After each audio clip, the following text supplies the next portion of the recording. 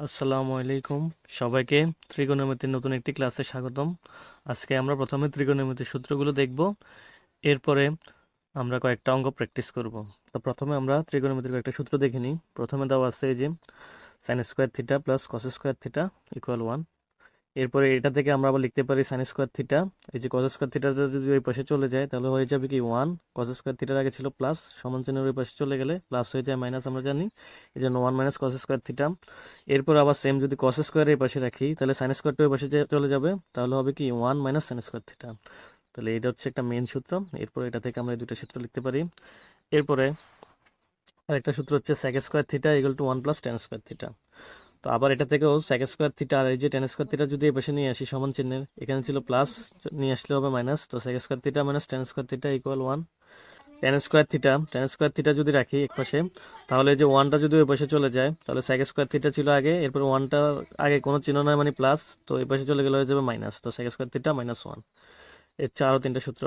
এরপরে আরও একটা সূত্র হচ্ছে cosec square theta equal to 1 plus cot square theta. তো এটা থেকে আমরা আবার কোসেক স্কয়ার থিটা কট স্কয়ার থিটা যদি এই পাশে নিয়ে আসি সমান চিহ্নের, তাহলে কোসেক স্কয়ার থিটা মাইনাস কট স্কয়ার থিটা ইকুয়াল 1।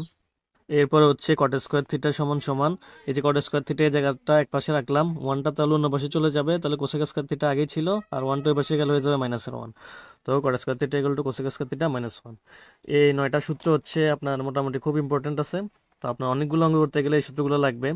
এরপর আরও দুইটা সূত্র আছে যেটা খুব বেশি কাজে লাগে, যেমন ট্যান থিটা সমান সমান হচ্ছে sine theta by cos theta, এবং কট থিটা সমান সমান cos theta by sine theta. এই দুটো সূত্র অনেক বেশি উপযোগী, আপনার অবশ্যই লাগবে দুটো সূত্র। তারপর হচ্ছে আমরা দেখি sine theta equal to 1 by cosec theta, অর্থাৎ সাইন থিটা হচ্ছে কি কোসেক থিটার উল্টা, মানে আমরা সাইন থিটার যে মানটা পাবো ওটা যদি উল্টাই দিই তাহলে ওইটা হবে কোসেক থিটার মান। এভাবে সেম কোসেক থিটার উল্টা হচ্ছে 1 বাই সাইন থিটা।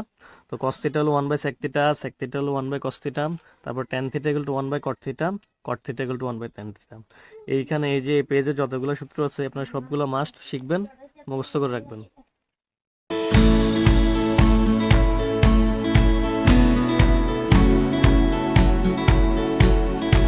তো এবার আমরা কিছু সহজ টেকনিক দেখে নিই কিভাবে আমরা খুব সহজে ত্রিকোণমিতিক অনুপাতগুলোর মান মনে রাখবো। প্রথমে আমরা একটা ছন্দ মনে রাখবো। 1 নাম্বার হচ্ছে কি সাগরে লবণ অনেক। সাগর দ্বারা এখানে বুঝাইছে সাইন, লবণ হচ্ছে লম্ব, অনেক হচ্ছে অতিভুজ। তো এখানে প্রথমে যেটা আসবে এটা থাকবে উপরে, আর পরে যেটা আসবে এটা যাবে নিচে। যেমন সাইন, তো সাইন থিটা লিখলাম, সাইন থিটা সমান সমান প্রথমে ছিল লম্ব, তো লম্ব এরপর ভাগ, এরপর অতিভুজ, নিচে হচ্ছে অতিভুজ, লম্ব বাই অতিভুজ। সাইন থিটার মান হচ্ছে কি লম্ব বাই অতিভুজ। আমরা এটা মনে রাখবো সহজে, হচ্ছে সাগরে লবণ অনেক। এরপরে 2 নম্বর হচ্ছে কবরে ভয় অনেক। কবর দিয়ে বুঝাইছি কস, ভয় মানে ভূমি, অনেক মানে অতিভুজ। তো কস থিটা হবে কি, সুতরাং কস থিটা হবে ভূমি বাই অতিভুজ। এরপরে 3 নাম্বার ঠ্যাং লম্বা ভূত। তো ঠ্যাং দ্বারা আমরা বুঝাইছি ট্যান, লম্ব দ্বারা বুঝাইছি লম্ব, ভূত দ্বারা বুঝাইছি ভূমি। সুতরাং ট্যান থিটা ইকুয়াল টু কি লম্ব বাই ভূমি। আমরা একটু আগে শিখছি সূত্রতে সাইন থিটা হচ্ছে কিসের উল্টা, সাইন থিটা হচ্ছে কোসেক থিটার উল্টা। তো দেওয়া আছে সাইন থিটা হচ্ছে কি লম্ব বাই অতিভুজ, আর আমরা শিখছিলাম কি সাইন থিটার উল্টা হচ্ছে কোসেক থিটা। তো কোসেক থিটার মান হবে কি, এটা উল্টাই দিই, অতিভুজ চলে যাবে উপরে, লম্ব চলে আসবে নিচে, এটা হচ্ছে কোসেক থিটার মান অতিভুজ বাই লম্ব। এরপরে কসের উল্টা হচ্ছে কি সেক। তো সেক থিটা হবে কসের উল্টা, অতিভুজ চলে যাবে উপরে, ভূমি চলে আসবে নিচে, যেমন সেক থিটা ইকুয়াল টু অতিভুজ বাই ভূমি। এরপরে ট্যান থিটার উল্টো হচ্ছে কট থিটা। তো ট্যান থিটা যদি লম্ব বাই ভূমি হয় তাহলে কট থিটা হবে ভূমি বাই লম্ব। আশা করি আপনারা এই টেকনিক ফলো করে খুব সহজে এটা মনে রাখতে পারবেন। তো এরপরে আমাদের আরো একটা সূত্র জানা লাগবে, সেটা হচ্ছে কি আমরা পিথাগোরাসের উপপাদ্য হতে পাই অতিভুজ স্কয়ার সমান সমান ভূমি স্কয়ার যোগ লম্ব স্কয়ার। এই সূত্রের সাহায্যে আমরা অনেকগুলো অঙ্ক করা লাগবে। এবার হচ্ছে আমাদের একটা প্রশ্ন দেওয়া আছে, সাইন থিটা এগুলো 3/5 হলে থিটা কোণের অন্যান্য ত্রিকোণমিতিক অনুপাত নির্ণয় করো। তো এরকম যদি একটা প্রশ্ন দেওয়া থাকে, সাইন থিটা, কস থিটা, ট্যান থিটা বা যে কোনো থিটার যদি কোনো একটা মান দেওয়া থাকে, তাহলে আমরা খুব সহজে করতে পারবো। আমরা প্রথমে একটা চিত্র এঁকে নিব। তো আমরা একটা ত্রিভুজ এঁকে নিব। তো ত্রিভুজটা এঁকে নিই।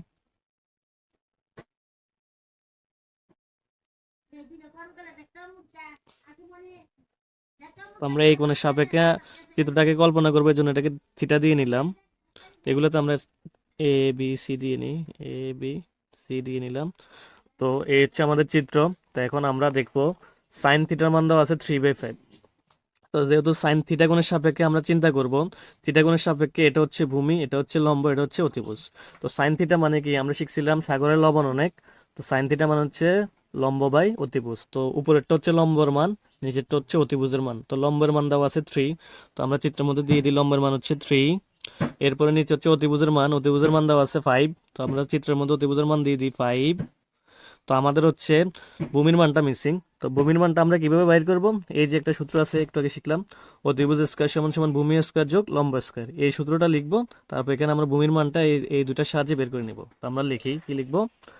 পিথাগোরাসের উপপাদ্যতে আমরা কি পাই? অতিভুজ স্কয়ার সমান ভূমি স্কয়ার যোগ লম্ব স্কয়ার। তো এবার আমরা মানগুলো বসাই দিব। অতিভুজের মান কত? এখানে 5, তো লিখলাম 5 স্কয়ার সমান সমান ভূমির মান আমাদের নেই, তো আমাদের এখানে বি সি আছে, এটা লিখতে পারি অথবা এক্স দিয়ে লিখতে পারি। তো আমরা ভূমির বদলে আমরা ধরে নিলাম মনে মনে এটা এক্স, তো এই জন্য এটা এক্স স্কোয়ার প্লাস, তারপর হচ্ছে লম্বর মান কত? এ বি হচ্ছে লম্ব, এটার মান হচ্ছে 3, তো 3 এর উপরে স্কোয়ার, 3 স্কোয়ার। এরপরে আমরা এটা ভাঙে ফেলি। 5 এর উপরে স্কোয়ার মানে 25, 5 এর উপরে স্কোয়ার মানে 25, এক্স এর উপরে স্কোয়ার মানে এক্স স্কোয়ার, 3 এর উপরে স্কোয়ার মানে 9। তো এবার হচ্ছে আমরা 9টাকে এই পাশে নিয়ে আসি, তো 25 আছে, তারপরে 9 হচ্ছে সমান চিহ্নের এ পাশে প্লাস, তো এই পাশে চলে আসলে হবে মাইনাসের 9 ইকুয়াল এদিকে থাকবে হচ্ছে এক্স স্কোয়ার। তো 25 থেকে যদি 9 বিয়োগ করি তাহলে হবে কত? 16 এক্স স্কোয়ার।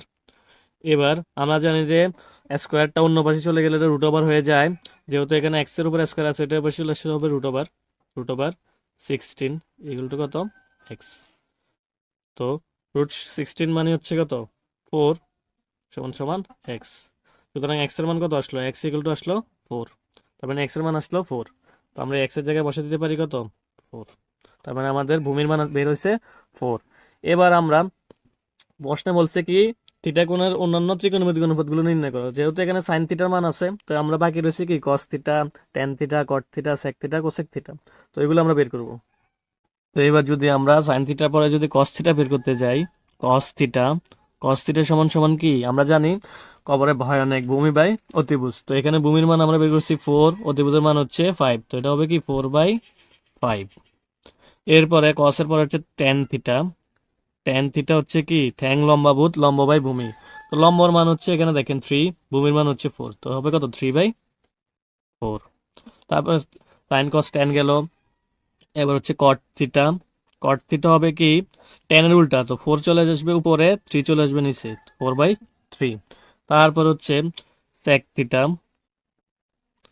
সেক থিটা হচ্ছে কসের উল্টা, তো 5 চলে যাবে উপরে, 4 চলে আসবে নিচে, তো 5/4।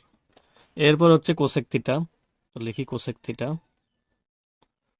থিটা হবে কি সাইন থিটার উল্টা, তো সাইন থিটার মান তো আমাদের প্রথমে দেওয়াই ছিল 3/5, হয়ে যাবে 5/3, 5 চলে যাবে উপরে, 3 চলে আসবে নিচে, 5/3।